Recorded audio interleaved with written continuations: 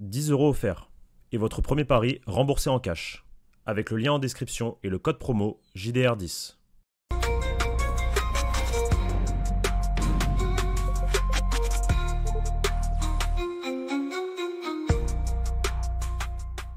Bonjour à toutes et à tous et bienvenue pour une nouvelle vidéo sur la chaîne YouTube du Journal du Real. On va parler un peu institution aujourd'hui, un peu club, un peu finance et un peu transformation, révolution de l'institution au Real Madrid, révolution de la structure ou pas justement. On avait fait des premiers épisodes avec Johnny qui nous avait expliqué, attention, il se passera sûrement beaucoup de choses lors de cette assemblée générale des socios du 23 novembre prochain. On avait expliqué la règle des 50 plus 1, qu'est-ce qui pouvait venir révolutionner justement, quel était le plan de Florentino Pérez et désormais on en connaît un peu plus les détails. Donc installez-vous confortablement, on va essayer de vous expliquer au mieux ce qui peut arriver, ce qui va être présenté par Florentino Pérez lors de l'Assemblée des Socios du 23 novembre prochain et quel va être l'impact sur le club du Real Madrid. Et pour cela, je suis avec Pablo. Pablo qui a bien fait ses devoirs, C'est ce que j'allais te dire. normalement, pour bien tout vous C'est ce que, expliquer. c'est ce Voilà. que j'allais te Comment dire. ça va, Pablo?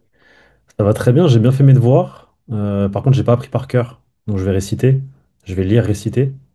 Je vais vous faire un exposé en fait. Tout simplement, parce que c'est quand même assez technique, hein. Très technique.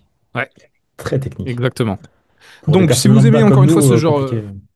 si vous aimez ce genre de contenu, les amis, qui sort un peu du sportif, hein, on est dans une semaine où on parle finalement pas tellement de terrain. Et là, on va s'enlever des problèmes pour voir si, bah, justement, discuter de certaines solutions. Pas forcément en lien avec les problèmes qu'on a évoqués toute la semaine au niveau du vestiaire ou autre, mais des problèmes peut-être financiers. On va se poser la question, est-ce que le Real Madrid manque d'argent au vu de toutes les petites transitions qu'ils essayent de faire là? On va se poser cette question. Mais avant cela, on dépose le petit like, on commente, on réagit à tout ce qui va être dit dans cette vidéo. Est-ce que tout cela vous semble être une bonne idée, cette transition slash révolution au sein du Real Madrid, ou d'un niveau financier ou autre? Et puis surtout, abonnez-vous les gars, on est en route vers les 100K, 98, on se rapproche petit à petit. Donc 90. foncez, lien en description aussi pour tout ce qui va être au lit et tout le tralala. On attend de vous faire encore des meilleures promotions à l'avenir, ne vous en faites pas. Mais foncez les gars pour aller vous prendre du au lit. Pablo, même avant cela, la marque Real Madrid a rayonné dans le monde entier hier. Match NFL entre les T'aimes bien toi la Washington. NFL? Ouais, ouais, je regarde. Je suis de loin, je regarde souvent évidemment le Super Bowl, mais je suis loin comme la NHL d'ailleurs, la ligue de hockey aussi, que j'ai toujours un peu suivi. Je me C'est suis ton, buté au jeu NHL à l'ancienne. c'est ton côté Suédois, breton, ça. suédois. C'est mon côté suédois. Suédois, Sport pardon. très important en Suède. Voilà. Mais ça a brillé dans le monde entier. Match entre les Washington Commanders et les Miami de Dolphins. 80 000 personnes. Grande fête au Santiago Bernabéu. Le Santiago Bernabéu a brillé de mille feux, hein. La NFL était très content. Ils ont dit qu'ils allaient revenir. Toutes les personnes présentes sur place ont été ravies de l'événement. Donc, bonne nouvelle pour le Real parce que c'est une très belle marque. D'ailleurs, dans la foulée cette nuit, dans l'émission Carousel, l'information est sortie que Florentino Pérez estime la valeur du Real Madrid à environ 10 milliards d'euros. C'est ça. C'est plus cher que certaines franchises. Vous pouvez même accumuler quelques franchises NBA ou autres. Tu sais, c'est un peu les reines de ce Ah ouais? business-là. Ouais, 10 milliards d'euros, c'est énorme. T'es dans le top. T'es presque l'un des actifs les mieux évalués, entre Dans le guillemets, monde au du sport. monde, dans le monde du sport, exactement. Donc, non, c'est assez énorme. Et puis voilà, vous avez plein d'images disponibles un peu sur nos réseaux, mais partout de ce match NFL où il y avait Zidane, Pérez, etc. Il y avait Franchement, Griezmann énorme. aussi, Coquet. Griezmann, Coquet, Hector Fort, un ancien joueur un jeune Ah, du Barça qui ils est ont kiffé prêté le cette année. Bernabéu, là. Ils ont kiffé le Bernabéu. Grande fête pas du football cette fois-ci, mais grande fête pour le Real Madrid. Quel Voilà pour serait le club, ce. je te coupe vite fait, mais quel serait le club ou franchise plus cher que le Real ou à hauteur du Real? Il y a Lakers, Celtics. Ouais. Je crois que les Celtics ont été vendus récemment pour une somme extraordinaire aussi. J'ai plus les chiffres en tête, mais t'as ça, t'as les baseball. Les franchises de baseball sont Ok. surévaluées. Les Red Sox, Ok. etc. Ce sont des franchises qui Ah, parce valent que des c'est des milliards et des marques. Oui, milliards. parce que c'est des marques aussi. Bah, il y a tout La un casquette des marketing. Reds, on Non, l'a mais tous. Tu vois, c'est je ça, veux oui, dire. oui. Des New York Yankees, les Yankees, ça doit être Oui, une valeur forcément. C'est pareil, c'est une marque avec tous les démentielle. rappeurs qui ont leur casquette. Non, mais les ligues américaines sont très fortes pour cela. Donc, oui, la valeur des franchises, même NBA, tu sais, les plus petites, elles sont déjà démentielles comparées à des valeurs de clubs de foot. Parce que c'est un marché fermé, hein, je le répète. C'est ce que veut faire peut-être Florentino Pérez avec la Super League. Mais vu que c'est un marché fermé, tu sais, t'as pas de risque sportif de descendre ou de mauvais résultats, quoi. En Contrairement à la NBA, si tu fais Liga. une mauvaise saison, tu peux peut-être. C'est ça. En Et NBA, tu fais une au, et mauvaise au saison, tu tweet peux te retrouver de, avec un joueur générationnel, tu vois. et au tweet de Tebas. Je sais pas si tu l'as vu aussi. Si, Tebas qui a dit, ouais, ils veulent pas faire un match à Miami, mais ils accueillent Miami pour un match NFL dans leur stade. Bref, un clown. Si je peux dire mon avis, un clown. Donc, au-delà de tout ça, là, on va rentrer un peu plus dans le détail. C'est sorti sur le papier El País du Ouais, journaliste David David, Alvarez, c'est ça. exactement, où il nous dit que Florentino Pérez a un plan pour transformer la structure financière du Real Madrid. Est-ce que Un tu veux nous sacré en dire un plan. mot, Pablo? Yes. Bon, je vais vous lire mes notes, ça va être plus simple. Mais donc, selon notre très cher David Alvarez, journaliste El País, qui suit l'actualité du Real Madrid, la vente d'une partie du Real Madrid comprise entre 5 et 10%, que Florentino Pérez prévoit de proposer aux socios lors de cette assemblée qui arrive, du coup, comme tu l'as dit, le 23 novembre prochain, donc le week-end prochain, dimanche prochain. Celle-ci devrait se faire, en fait, par la création d'une nouvelle société, donc à part du club, ce qui permettrait de conserver intacte la structure actuelle du club, selon, David Alvarez l'explique, selon des sources proches du dernier projet. Cela veut dire en fait que le Real Madrid garde sa structure de socios. Et ça, c'est hyper important par rapport à Hmm. tout ce qu'on a pu dire jusqu'à présent. Parce qu'on parlait d'un modèle façon Bayern Munich, 51%, 49%, etc. Bref, on a parlé de la SAD aussi parce que c'est ce qui se disait dans la presse, finalement, on n'avait pas tant d'informations. Là, El País, pour le coup, donc, nous rapporte énormément de choses et nous explique donc que finalement, le Real Madrid ne va pas changer à proprement parler dans les contrats, dans les papiers de structure. Ça va rester une structure, une entité sportive aux socios. Donc ça, c'est hyper important parce que c'était moi un de mes points de divergence par rapport au projet. Voir le Real Madrid se transformer en SAD d'un point de vue historique, d'un point de vue club, etc., ça aurait été un vrai choc pour moi. Maintenant, Hmm. touche tes parts du club 5 à 10% à un investisseur étranger. Moi, je pars du principe que c'est aussi peut-être le début de la fin. D'accord? Parce qu'à partir du moment où tu commences à ouvrir départ à un investisseur, c'est que à terme, forcément, ça risque de se transformer en ce qu'on ne veut pas. On verra au fil des années, on verra avec le prochain président ce qui se passera. Là, on est dans de la fiction. En tout cas, à l'instant T, le Real Madrid ne va pas se transformer en SAD. Et pour vendre en fait ces 5 à 10%, comme l'explique El País, ils vont créer une société à part, indépendamment du club. Donc je continue. Le plan du président prévoit au Real Madrid donc, de conserver la nature d'entité sportive. Donc c'est ce que je te disais, décrite dans ses statuts avec les mêmes organes et procédures de gouvernance, sans avoir à se transformer en SAD, Société Anonyme Sportive, En français, ouais, c'est ça. explique El País. Voilà. Très important. La SAD a été l'une des premières voies explorées par Pérez euh, lorsque ce dernier a fait part de son intention de modifier la structure du club. Elle a toutefois été écartée en raison des difficultés qu'elle posait pour introduire les limitations souhaitées par le président afin de préserver l'importance des socios. Ça veut dire que quand le président décide d'explorer de nouvelles voies pour changer justement la structure du club, euh, il continue de vouloir mettre en avant le pouvoir et le poids des socios. Donc, point très important Au euh, centre de tout, Pablo. C'est au et centre de tout. du club. Les socios, etc. C'est au centre du club, mais c'est C'est donc l'histoire au du Real centre Madrid. aussi, voilà, de l'enjeu de cette révolution, de cette transition financière. Florentino Pérez, c'est quand même rassurant d'un certain côté. C'est Ok, ça. je suis d'accord avec toi. Si tu ouvres la porte, C'est ça, attention, moi, c'est tu ce qui me donnes fait un peur. doigt, Voilà. voilà. Mais au moins, ce qui est rassurant, c'est que Florentino Pérez a conscience que l'identité du club est à travers les socios. C'est ça. Et donc, même s'il explore des pistes qui peut-être financièrement sont encore plus accessibles facilement quoi, facilement pour faire cette transition, engendrer peut-être encore plus d'argent en ne vendant un peu plus que 5-10% en allant dans le système de 50 plus 1. Il a conscience que les sociaux sont au centre de tout. Donc ce projet des SAD, il s'est vite rendu compte que ouais, mais je C'est sais pas pas ça va bénéf. être quoi l'avenir avec les socios, donc je préfère pas emprunter cette voie. Surtout que petit point historique, Florentino Pérez, quand il se présente pour l'une des premières fois ou pour la première fois à la présidence du Real Madrid, je crois que c'était en 95, face à lui, il a le président Mendoza qui va gagner les élections. Le président Mendoza, lui, a déjà pour projet, pour but, pour idée, de rendre le Real Madrid en tant qu'SAD, de transformer le Real Madrid en tant qu'SAD. Et lui-même se présente comme le candidat de l'opposition à dire non, le Real Madrid doit être un club des socios historiques, etc. Santiago Pérez se Bernabéu, tout ça, tout présente, ça. c'est Pérez qui se Pérez présente comme en opposition à Mendoza qui veut instaurer la SAD, mais qui ne le fera pas finalement. Mais c'est pour dire que déjà en 95, ou même, je sais plus si c'était 95 ou avant, mais je crois que c'est 95 de mémoire, il y avait déjà des problèmes économiques. Parce qu'effectivement, quand tu veux transformer ton club en SAD, alors qu'il est à la base détenu par les socios, c'est que tu as des problèmes d'argent et que tu veux faire entrer des investisseurs pour qu'ils mettent de l'argent et pour que le club reparte. Tu vois. Chose que Florentino Pérez, lui, avait déjà un plan à l'époque. Et il disait non, il faut absolument pas que ce soit ça. J'ai un plan. Et en fait, le plan, c'était quoi? C'était de mettre de son argent directement dans le club quand il est arrivé ensuite en 2001 et faire repartir la machine en avant avec les socios, etc., etc. Je continue du coup le propos. SAD écarté sa nouvelle proposition, donc celle-ci là, avec les 5 à 10% ouverts à des investisseurs. Comprend donc plusieurs restrictions visant à garantir ce contrôle pour les socios. Difficile à maintenir dans le temps avec les SAD. Elle prévoit notamment de répartir à part égale entre les quelques 100 000 socios le patrimoine du club. Le nombre de parts sera fixé de manière permanente en fonction du nombre de membres existants au moment de l'approbation du plan.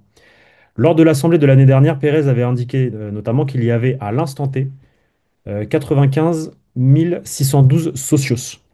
Donc, point important, sachant que le papier explique que le club et Pérez aimeraient que ce chiffre augmente jusqu'à 100 000.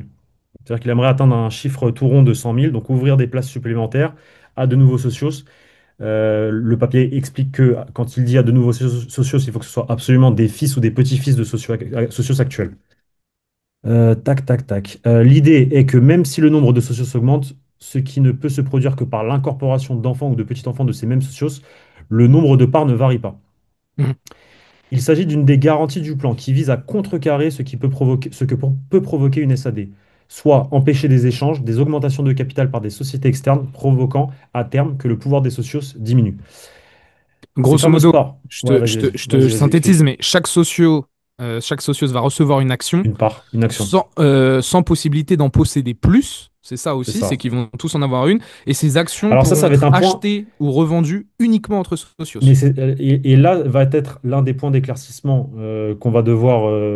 Enfin, c'est là où on va devoir être attentif à la prochaine assemblée parce que le papier explique ça, mais c'est assez flou.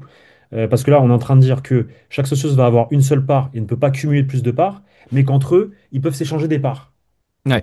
et se vendre des parts. Donc, je pense que El País n'a pas tous les. Et il l'explique aussi, on le comprend dans le papier, qu'ils n'ont pas accès à tout encore Les tenants, les aboutissants. de tout le plan, que le Bien plan sûr. va vraiment réellement être dévoilé la semaine prochaine lors de l'assemblée. Donc c'est l'un des points un peu flous. Moi, j'ai pas très bien compris. Du coup, je comprends pas trop en fait comment tu peux dire, bah écoutez, chaque socios a une part, une action, il peut pas en cumuler deux, mais par contre, via une plateforme que le club va mettre en place, tu vas pouvoir vendre et acheter les parts des autres socios que entre les socios. C'est un peu flou. On aura plus de réponses, je pense, la semaine prochaine lors de l'assemblée du 23. Mais du coup, je reprends ces fameuses parts ou participation ou action seraient automatiquement transférées à chaque socios sans qu'aucun paiement ne soit nécessaire. Ça veut dire qu'à partir du moment où tu es socios aujourd'hui, tu vas recevoir cette action comme ça. Tu vas la recevoir. 100 000 balles dans ta poche, paf. Gratuit. Hmm. C'est bénef. C'est bénef d'être socios du Real. C'est bénéf. Le plan, on va le détailler rapidement. Donc, une seule part ou participation par socios sans possibilité d'accumuler davantage. Il ne s'agit pas d'action d'une société, mais plutôt de droit d'adhésion, comme il se fait avec les clubs de golf en Espagne apparemment. Donc, pareil, il faudrait se renseigner pour voir comment fonctionne un club de golf en Espagne, ou même en France peut-être. Donc, ce changement proposé par Pérez consiste à soutenir la valeur réelle de ses parts ou participations par derrière la vente d'au moins 5 à 10% à des investisseurs. Le prix payé par cet investisseur à la fin, pour cette fameuse part de 5 à 10%, servira à déterminer la valeur de l'entité que Pérez, comme tu l'as dit au début de la vidéo, estime à l'instant T à 10 milliards d'euros. Donc, à partir du moment où l'investisseur va arriver, va dire pour 10%, pour 5%, pour 7%, pour 8%, je mets tant de quantité d'argent, tu multiplies par 90% pour obtenir la Ouais, valeur globale du club pour ceux qui sont nuls en maths. Tac, tac, tac. Le versement de l'investisseur servira donc également à évaluer la valeur des parts des socios, très important. Et c'est à partir de là que se ferait la répartition effective du patrimoine du Real Madrid annoncée par son président il y a un an. Ces parts pourront être achetées, et c'est là où je te disais que c'était un peu flou, ces parts pourront être achetées et vendues, mais uniquement entre socios sur un marché interne restreint où le club pourrait avoir le rôle donc d'un intermédiaire afin de mettre en relation les différentes personnes. Mais bon, c'est chelou, puisqu'au début, on nous dit qu'il n'y a aucune possibilité d'en accumuler davantage des actions. Et enfin, pour conclure tout ça, autre point très important, mis à part l'entrée de l'investisseur qui peut acheter jusqu'à 10% donc, et qui n'aura pas le droit d'intervenir dans les décisions de la Junta Directiva, ça c'est hyper important, le club continuera à être géré de la même manière. Les organes décrits dans les statuts ouais. actuels seront maintenu, Assemblée générale, pardon, le conseil d'administration, le président qui sera élu sous la même procédure depuis maintenant 10-15 ans, parce que Florentino Pérez avait modifié un peu le règlement pour l'élection des présidents. Florentino Pérez prévoit d'exposer les grandes lignes de sa proposition, donc dimanche prochain, le 23, lors de cette assemblée générale ordinaire. Et ce processus, ce référendum, donc, ne peut être mis en œuvre que lors d'une assemblée extraordinaire qui, contrairement aux années précédentes, n'a pas été convoquée le même jour de l'assemblée ordinaire et dont la date n'est pas encore fixée selon El País, mais qui devrait être en décembre selon ce que nous on sait et selon ce que plusieurs médias rapportent depuis maintenant quelques jours. Donc on aurait une assemblée donc, ordinaire le 23 novembre et très certainement quelques semaines plus tard, bien avant les fêtes de Noël, donc j'estime entre le 10 et le 20 décembre, cette fameuse assemblée extraordinaire avec ce référendum. Et c'est ce jour-là donc qu'aura lieu le fameux référendum pour dire oui ou non à la transformation du club au plan Pérez. On a fait le tour de ça? On a tout On a bien fait le tour de expliqué? ça. On a fait le tour de ça. Maintenant, il y a un avis que j'ai envie de partager. C'est pas la première fois que je partage l'avis de ce journaliste, José Miguel Villarroya, dans le podcast avec Ciro Lopez, podcast très suivi par la communauté madrilène euh, En Espagne. en Espagne, merci. Et il dit tout simplement qu'en fait, il faut expliquer aux gens pourquoi le Real Madrid fait ça. Et en fait, c'est parce que le Real Madrid a besoin d'argent. Parce que sinon, jamais transformer le club, ouvrir des parts, des participations du club à des investisseurs étrangers serait passé dans la tête du... Enfin, l'idée serait passée dans la tête du président. Si le président aujourd'hui fait ça, c'est parce que le club a besoin d'argent. Je pense que ça peut se voir sur le marché des transferts. Je pense que ça peut se voir pour plein d'autres trucs. On cherche des leviers pour essayer d'aller gratter de l'argent à droite à gauche. Sauf qu'effectivement, il y a la réalité du football actuel qui nous rattrape. Le Real Madrid a besoin d'argent. Et aussi parce que, il faut le dire, et c'est ce que rapporte le journaliste, et ça c'est vrai, le stade a coûté beaucoup plus cher que ce qui n'était prévu. Il a coûté 4 fois plus cher que ce qui n'était prévu. Et ça, pareil, c'est un coût. C'était quelque chose qui n'était pas prévu. Et forcément, bah, faut trouver de nouveaux leviers. Si le Barça a fait ses fameuses palancas, nous, on va ouvrir 5 à 10% les parts du club à un investisseur étranger. On verra de quel pays il viendra. Moi, je mets une pièce sur le Maroc, mais on verra. On verra Moi, je ce vais, qui je en vais sera. partager deux choses. Moi, j'ai aussi le ressenti que c'est une nécessité dans le football actuel. Si tu veux rester concurrencer les monstres de Première Ligue, les clubs États, c'est ce qui est arrivé au Bayern, hein. C'est pour ça que le Bayern avait fait avait laissé carrément 25% des parts du club à des investisseurs, donc bavarois aussi, hein. Il y a Ouais, une, mais il y Bavarois, a une c'est bien, tu identité vois. forte. Voilà. Moi, Là, ça risque d'être je serais pas investisseur surpris que ça étranger. soit espagnol non plus, hein, des investisseurs. Bon, bon, ça, de toute Je façon, pense c'est là, pas. on Et sait pas. je te dis pas saoudien ni américain, je te dis Maroc. Et Ouais. si je te dis marocain, c'est que. La deuxième chose, je parle de concurrencer les grands d'Europe actuels, club État, Première Ligue, ça montre aussi que la Liga, attention, la Liga devient peut-être aussi malheureusement Ah un oui, frein bah. pour le Real Madrid Et pour financièrement, gagner de l'argent, bien pour gagner de sûr. l'argent, c'est Bah, ce que bien je te dis. sûr, Ouais, ouais. complètement, complètement. Qu'un club comme le Barça est obligé d'hypothéquer tous leurs biens et que le Real, qui est le club qu'on loue le plus, avec un vrai équilibre financier, on a vu les bilans, hein, Oui, malgré que le stade a coûté aussi cher, le marché des transferts, on peut être frustré sur plein de points, on vend pas très bien. Enfin, on a fait quelques masterclass, Casimiro, Varane, et eu pas mal de masterclass sur le marché, mais on a du mal, en tout cas sur le dernier mercato, à vendre. On aurait peut-être pu faire différemment. Ce qui est sûr, c'est qu'il y a un besoin de renflouer les caisses pour rester compétitif. Je pense que c'est ça la plus grosse crainte, moi, de Florentino c'est Pérez. ça. Je ramène ça un peu au terrain, mais c'est de perdre cette grandeur qu'est le Real Madrid et de retomber dans un côté où le club ne fait plus rêver et ne peut plus se permettre de rêver à cause de freins financiers, contrairement à d'autres clubs de foot. Ils voient l'émergence de Manchester City, du Paris Saint-Germain, qui sont des clubs qui commencent à faire rêver à l'international. Beaucoup de gens. On voit comment devient Manchester United, qui a beau avoir de l'argent, mais tu sais, dans le resplendissement mondial, ça c'est pas du tout français ce que je viens de dire, mais dans le comment expliquer ça, dans le soft power mondial, United perd énormément ces derniers temps sans compétition européenne, etc. On n'en parle plus, quoi, de Manchester United. Le Real Madrid, ils veulent pas retomber dans une sorte d'anonymat et ils ont bien compris qu'il y avait un virage à prendre financier pour rester compétitif. Et ça veut dire que la Liga, c'est compliqué. Ça veut dire que financièrement, il y a eu des imprévus avec le stade, tu l'as dit, et qu'ils ont une vraie sensation d'être de plus en plus en retard sur certains points, et qu'il faut rattraper cela. Et ça passe potentiellement par des investissements extérieurs. Et Florentino Pérez, il a quand même montré plus d'une fois que c'est un président extrêmement réfléchi, notamment sur ce genre de décision. Donc il y a forcément une motivation derrière. Une raison. Mais justement, du coup, la raison est peut-être mauvaise, enfin mauvaise dans le sens où est-ce qu'on n'aurait pas pu faire autre chose? Après, tu me diras, ouais, le stade, fallait absolument le rénover ou pas? C'est ça la question en réalité, parce que si on fait ça, c'est à cause du stade. Hmm. Pas que, Est-ce je que pense le qu'il y a stade aussi l'émergence devrait... des autres puissances, hein. Je pense que ça te pousse aussi, hein. Je veux bien croire que le stade est coûteux, mais Le stade, il est très coûteux. qu'est-ce qu'il est Le beau. stade, il est très très coûteux. Ouais, mais l'extérieur, il est pas beau. Oui, mais ça, je m'en fous, moi. San Oui, Siro, il est l'intérieur, très par beau de contre, l'extérieur. Je vous invite à regarder l'intérieur de San Siro. ouais, l'intérieur est magnifique. L'intérieur est magnifique. Ouais. Mais est-ce qu'il est digne des stades américains? Ça fait débat là dans la Ouais, commu oui, oui, oui, Madrid. oui. Non, mais il a le Moi, je style trouve de que... stade américain. Ouais, mais je trouve que les... Est-ce Non, que mais c'est c'est autre pas chose. un C'est autre stade, chose. stade d'AliExpress américain? Un peu de Wish, si, un peu, ouais, ouais, je Tu peux vois? comprendre. Mais c'est pas le même objectif, c'est pas les mêmes. Les stades de football américain, c'est 100 000 places ou plus. Enfin, tu sais, c'est autre chose, c'est plus grand. Ouais, mais Les même dans Ricains, ils l'infrastructure, voient dans tout en comment ils plus l'ont grand. monté, t'as l'impression que c'est mieux, genre. Tu vois ce que je veux dire? Genre, t'as l'impression qu'il est mieux fait. Non, mais ils sont en avance de zinzin. Mais Le regarde même les stades Mercedes-Benz, là. universitaires. Regarde les stades universitaires, les vestiaires universitaires, des trucs. Les Américains, mais c'est parce que le sport est au centre de leur Oui, c'est vrai. économie aussi, tu vois. Donc, C'est vrai. il y a un aspect qui est totalement différent par rapport à la culture européenne, hein. C'est même pas Le espagnol, sport c'est et la la, culture européenne. le sport et la sécurité. Ils misent tout dans le sport et la sécurité. Ouais, oui, Dans, oui, dans oui, l'armée. l'armement, dans Oui, l'armée, l'armement. c'est ça que tu veux me dire. Oui, oui. Oui, c'est tout à fait, tout à fait. De toute façon, t'as qu'à voir les bourses, enfin, les C'est des systèmes ouf. étudiants qui sont mis en place. C'est des Non, ouf. non. C'est des ouf. Mais Et c'est rien le du tout seul stade qui donne dans cette sensation de stade américain. Moi, par contre, l'assurance maladie, tout ça. Il n'y a rien du tout, par contre. Ah oui, non, C'est nique ta race. ça, c'est autre chose.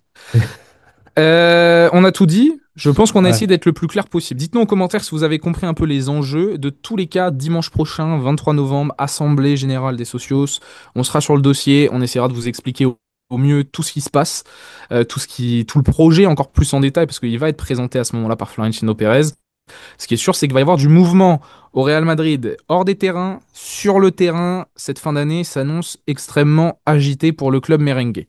Pablo, toi et moi, on va faire d'autres vidéos parce qu'il y a pas mal de petites choses à faire en ce lundi 17 novembre. Merci beaucoup pour les explications. merci à toi. Et puis les amis, on se retrouve très vite sur la chaîne YouTube Journal Journal. Ciao, ciao les gars. Ciao.